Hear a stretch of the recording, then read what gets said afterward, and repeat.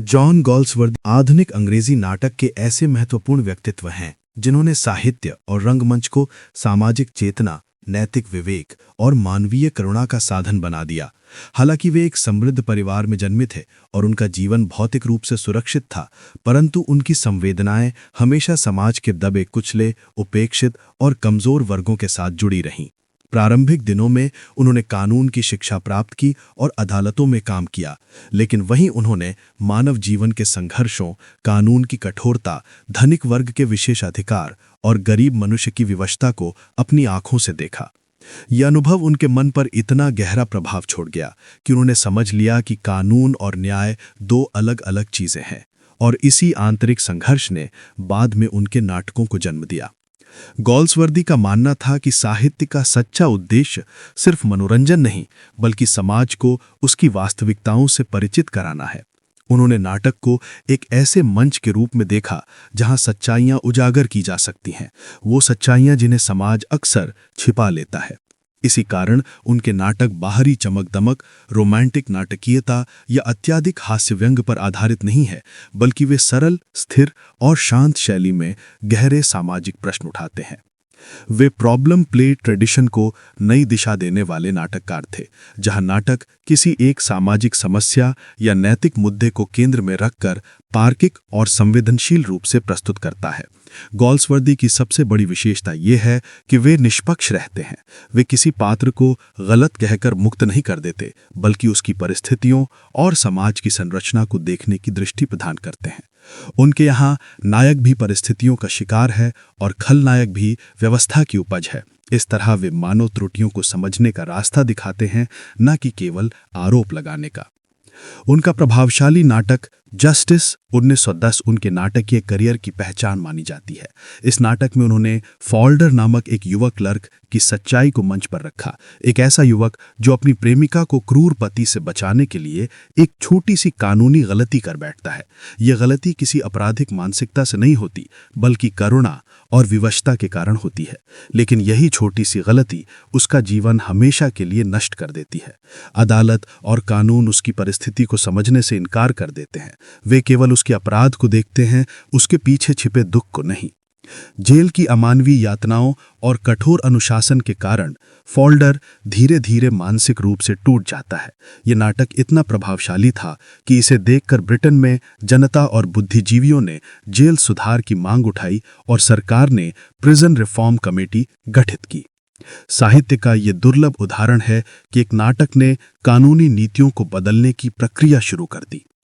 इसी तरह उनका प्रसिद्ध नाटक द सिल्वर बॉक्स 1906 वर्ग आधारित न्याय प्रणाली की तीखी आलोचना करता है।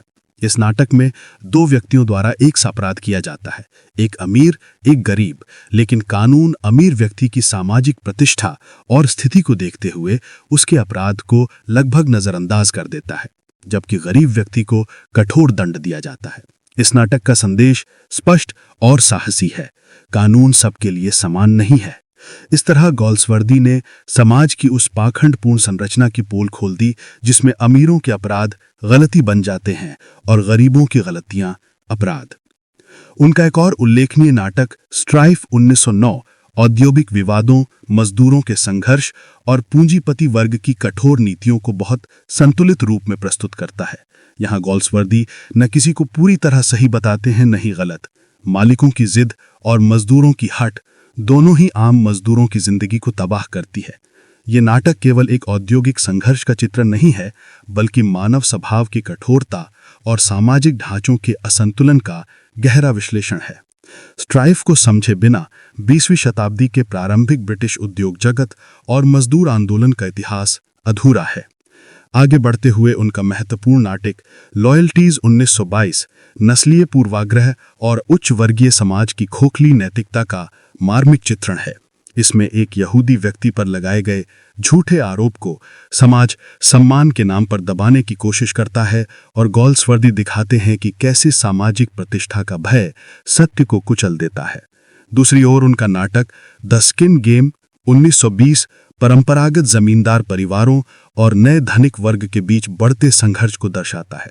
संपत्ति के विवाद किस तरह संबंधों, नैतिकता और मनुष्य की मानसिक शांति को नष्ट कर देते हैं, ये नाटक इसे अत्यंत जीवंतता से प्रस्तुत करता है। उनके नाटकों में केवल संघर्ष नहीं बल्कि मनुष्य की करुणा भी झलकती है। इसका सुंदर उदाहरण है अ बिट ऑफ लव 1915, जहां प्रेम, क्षमा और मानव संवेदना को केंद्र बनाया गया है। ये नाटक गॉल्सवर्दी के मानवीय पक्ष को समृद्ध रूप में प्रस्तुत करता है। इनके अलावा उन्होंने कई और नाटक लिखे, the fugitive, Joy, the eldest son, the pigeon आदि, जो सामाजिक विषयों, पारिवारिक तनावों और वर्गागत संघर्षों पर आधारित हैं। गॉल्सवर्दी केवल नाटककार नहीं बल्कि एक सामाजिक सुधारक की तरह भी काम करते हैं। उनकी दृष्टि में मनुष्य की वास्तविकता उसकी भावनाओं, विवशताओं और संघर्षों में है, न कि उसके सामाजिक दर्जे में। इसी कारण उनके नाटक आज भी प्रासंगिक लगते हैं, क्योंकि समाज चाहे कितना भी बदल जाए, अन्याय, संवेदना, संघर्ष और मानवता जैसे प्रश्न हमेशा जिंदा रहते हैं। 1932 में उन्हें साहित्य का नोबेल पुरस्कार दिया गया, जो उनके उपन्यासों और नाटकों दोनों के लिए एक बड़ा सम्मान था। ये पुरस्कार उनके सामाजिक यथार्थवाद, मानवीय दृष्टिकोण और कला को नैतिक चेतना से जोड़ने की क्षमता का वैश्विक सम्मान है।